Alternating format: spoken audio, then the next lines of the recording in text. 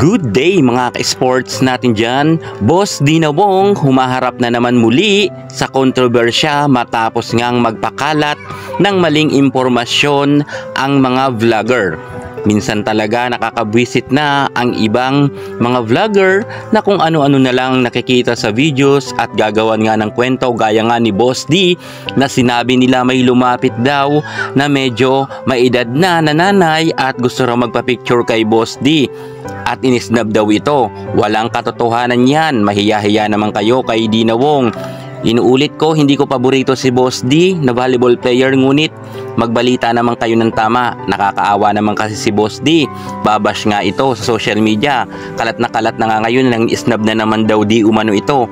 Pero walang katotohanan yan. Puro paninira lang at misleading nga ang ibang vlogger patungkol nga sa ulat nila kay Boss D na ito daw ay nang isnab na naman.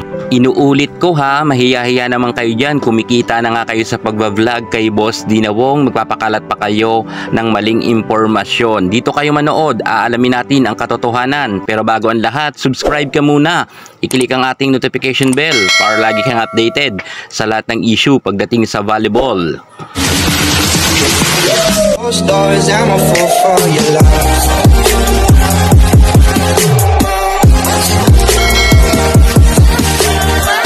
Grabe talaga ngayon ang ibang mga vlogger, gagawa talaga ng paraan para kumita lang kahit makasira sa reputasyon nga ni Boss Dina Wong. Pinapakalat nga nila sa social media na nang isnab daw ito sa nanay ni Atienza. Yan kasi ang mga lumalabas. Meron pa nga nagpost na nagsabi nga, I'm sorry pero the reason I can't fully support Choco Mucho is Dina Wong, she's choosing with yabang. Tapos hindi rin naman siya sobrang magaling. Si Abby Maranyo nga nakapink, yung karamihan nagpapapik sa Santa Rosa pero in-entertain niya lahat. This is small act, say a lot. Yan nga ang kanyang sabi. Ngunit alam nyo, talagang nababatikos ngayon si Boss Dina Wong at ang dami nga sa kanyang mga pumupuna na nagsasabi na inisnab daw di umano ang isang nanay at ito daw ay nanay daw ni Atienza. Minsan matatawa ka na lang talaga sa mga reaksyon nga ng netizen. Pumutol lang nga ng videos at nakita na tumalikod si Boss Dina Wong. Ginawa na agad ang kwento ng mga vlogger at sinasabi daw di umano ay magpapapicture at inisnab daw. Walang katotohanan yan mga ka-sports natin dyan. Kung gusto ninyong malaman ang katotohanan, pumunta kayo sa Choco Mucho Believers at naroon makikita ninyo.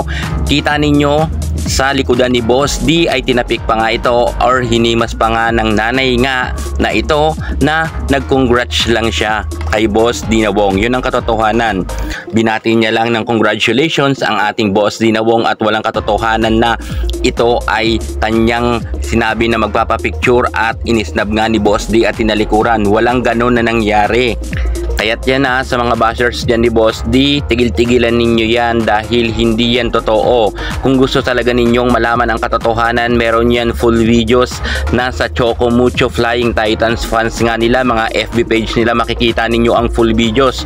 At nag-congrats lang dyan ang nanay na yan kay Boss Dina Wong. Nakakaawa naman kasi si Boss D, hanggang sa ngayon ay binabash pa rin siya kahit wala naman talagang katotohanan ang mga pinapakalat nga ng ibang mga vlogger at mga FB page nga. Makikita talaga ninyo nakabandera ang mukha ni Boss D at pinuputaktin na naman siya ngayon ng mga kanyang kritiko. Grabe talaga ang bashers ni Boss D. Sana ay mapanood nyo tong videos na ito or vlog natin na ito dahil ito ang katotohanan. Walang isnaban na naganap dyan. Yan muna ang pinaka-latest natin sa mundo ng volleyball. Thank you so much. God bless.